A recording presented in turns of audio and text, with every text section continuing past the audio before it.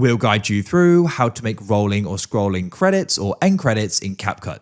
If you find this useful, then consider subscribing and liking the video. Here we are in CapCut. So you've been working on a short film, a movie, or just some type of content, and at the end you want to go and add in the rolling or scrolling end credits. We're going to guide you through this step by step.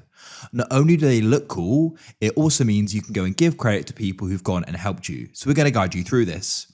So what you need to do is come into the project in CapCut you want to do it with. So I've already gone and opened it up. This is just an example on here just to go and show you how this is going to work. So you can go and see the media currently here. What you want to do is you want to go and press the back button in the bottom left just to go and unselect this. And what you then need to do is come to the end, make sure right at the end, as you can see, I can't go any further. And at the bottom, press add text. Now, what we need to do is you can come to the top which says enter text and tap there.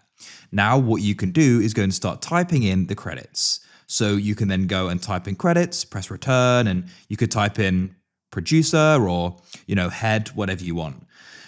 What I've done here is I've actually already got the credits written out. So I could go into my notes. I'm just going to go and select these all here just to go and save me from writing out again.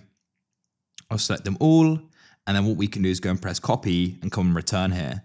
Then I'll go and tap in this box and I'll go and press paste. So we've now gone and pasted them in. Now I'm going to go and customize it a bit more. So we could go and press fonts. And then what you can do is you can go and choose a font that's going to go and look good. Then you can go to the right of fonts and go and press styles. And in here, you can go and make it smaller. First of all, it's way too big for me. So I'll go and have it maybe about 4 or 5. And then what you can do is you can go and choose the color. White's going to look best really. And you can go and add other things as well here. So go and customize it to your liking.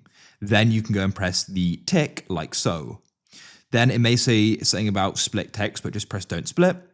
Now you're going to see here the text is only going to be here for it's around 3 seconds, which isn't long enough really, because by the time it's gone and scrolled, it's going to be really quick. So what you want to do is go and tap and hold the endpoint here, and we can then go and extend it. So at the moment it ends at 6, so I can go and drag this out, and that's a bit long. But I want to be around, actually I'm going to have it about that. I want it to be around 15 seconds. So it now ends at 21 and starts at 6. So it's about 15 seconds long. Now, what you want to do is come right to the start of the text. So I'm just going to go and if you unselect it and then select it, it should bring you right to the start. And then what you want to do is go and grab the text and you want to start dragging down on it in the preview. Now you're going to go and see we have this sort of magnetic blue line at the top and bottom. So what this means is it's centered. So you want to go and keep it centered, of course, move it across until you find it. And you want to drag it all the way down. I like to go and have it dragged off the screen. Let me just go make sure it's still centered. I've lost the centering a bit there. Now, to the right of the play pause button, you're going to find that diamond with a plus. Tap there. You're then going to go and see it appears on the text as well in the timeline.